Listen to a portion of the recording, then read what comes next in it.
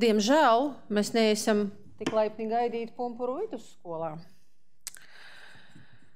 Ziniet, es biju klāt uz, attalināti, protams, Pumpuru vidusskolas tikšanās ar Jūrmalas domes pārstāvēm, un es biju izbrīnīta par tumsonību un mežonību, jo man ļoti daudz draugi ir mācījušies Pumpuru vidusskolā.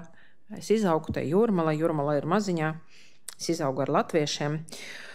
Jā, un tur skanēja tādi vārdi, kā atkrieviskošana, un varbūt mēs šos bērnus izmētāsim. Jā, un neviens viņus neapstādināja šos vecākus. Tur es neredzēju viņus sejas, es tikai dzirdēju, bet šis ieraksts ir YouTube, jūs varat paskatīties. Varbūt mēs šos bērnus jau no jaundubultu pamatskolas, jo telpas taču ir vajadzīgas, izmētāsim par citām skolām.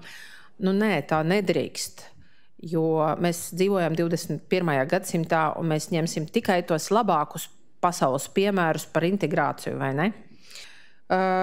Lūdzu noskaņojiet, es nevaru uzreiz uz jums skatīties un uz godējiem deputātiem, lūdzu noskaņojiet savus bērnus pozitīvi, jo bērni rādīs, viņi būs jūsu spogulis, un viņi tusēs viens ar otru, draudzēsies, un viņi mīlēs viens otru. Ziniet, tai pusaudžu vecumā viņam būs mīlestības arī, jā, un tad mums būs kaut kā jāsatiekas ar jums arī.